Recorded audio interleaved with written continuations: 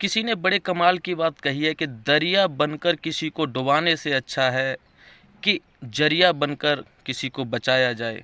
नमस्ते दोस्तों, मैं हूं अखिलेश कुमार।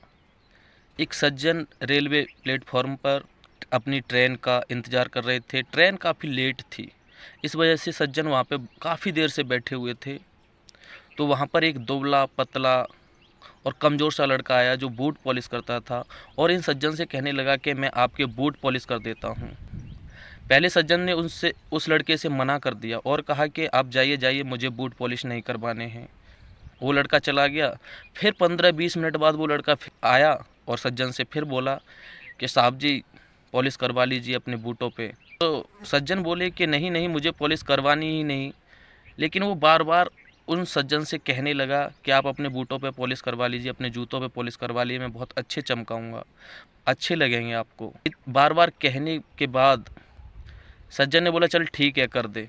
और वो लड़का आराम से पॉलिश करने लगा, धीरे धीरे। कमज़ोर सा तो वैसे ही था, पतला था, दुबला था, कमज़ोर था। सज्जन कहने लगे कि बूट पॉलिश अच्छे से कर, पैसे लेकर के निकल जाओ, मैंने बहुत देखे हैं बूट पॉलिश करने वाले। ये सज्जन बोलने लगे। जब वह लड़का धीमे धीमे पॉलिश करने लगा तो ये सज्जन कहने लगे कि मैं पहले ही कह रहा था कि तेरे से बूट पॉलिश नहीं होगी, और तू है कि मानता नहीं। वैसे ही तूने मेरा भी टाइम बर्बाद किया और अपना भी टाइम बर्बाद कर, मैं कहाँ झमेले में पड़ गया, ये सज्जन सोचने लगे। और लड़का धीमे धीमे जूतों पे पॉलिश कर रहा था, कुछ बोल नहीं रहा था। और वो ऐसे बोल रहे थे उस लड़के को, इस तरीके की बातें कह रहे थे कि काम होता नहीं है और बार बार मेरे पास आकर के बूट पॉलिश करवाने के लिए बोल रहा है, अब तेरे से बूट पॉलिश हो नहीं पा रही है। सज्जन गुस्से में आने लगे। उससे पहले ही एक लड़के की वहाँ एंट्री होती है और वो लड़का उन सज्जन के जूतों को लेकर के अच्छे से पॉलिश करता है और अच्छे से चमका देता है। और चमकाने के बाद बिल्कुल जूते ऐसे लगने लग जाते हैं कि बिल्कुल नए हैं और अभी खरीद के लाए हैं, ऐसे जूते हो गए। अब सज्जन असमंजस में पड़ गए, कन्फ्यूजन में आ गए कि इस लड़के ने जूते पॉलिश किए हैं और इस लड़के से बात हुई है, मैं पैसे किसको दूँ। तो इस सज्जन ने क्या किया, जिस लड़के ने जूते पॉलिश किए थे उस लड़के को सज्जन ने पैसे दे दिए। तो सज्जन को लगा कि मैंने बड़ा अच्छा फैसला किया है, क्योंकि जिसने मेहनत की उसी को पैसे मिलने चाहिए।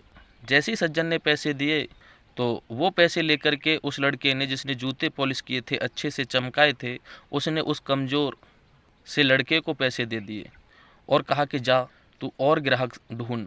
और वो लड़का चला गया। और जैसे ये लड़का भी, जिसने जूते चमकाए थे, ये जाने लगा तो सज्जन ने इसे रोका। बोला बात क्या है, मामला क्या है, जूते आपने चमकाए थे, मेहनत आपने की थी और मैंने पैसे भी तुम्हें इसीलिए दिए थे, और तुमने वो पैसे लेकर के इस कमज़ोर को, इस लड़के को क्यों दे दिए। तभी उस लड़के ने जवाब दिया, साहब जी, हमारा जूते पॉलिश करने वालों का एक ग्रुप है जिसमें हमारे एक बूढ़े अंकल हैं जो हमें बहुत अच्छी अच्छी बातें सिखाते हैं। और जो ये लड़का गया है ना, पहले जूते पॉलिश कर रहा था, ये भी जूते पॉलिश ही किया करता था। एक बार चलती ट्रेन से उतरते टाइम ये गिर गया और इसके चोट लग गई। तब से ये बीमार है, घर में माँ है, बहनें हैं, लेकिन स्वाभिमानी है साहब, मेहनत करके खाना चाहता है। हमने भी इससे बहुत मना किया कि तू रहने दे, हम तेरी कुछ मदद कर देंगे, लेकिन ये नहीं मानता।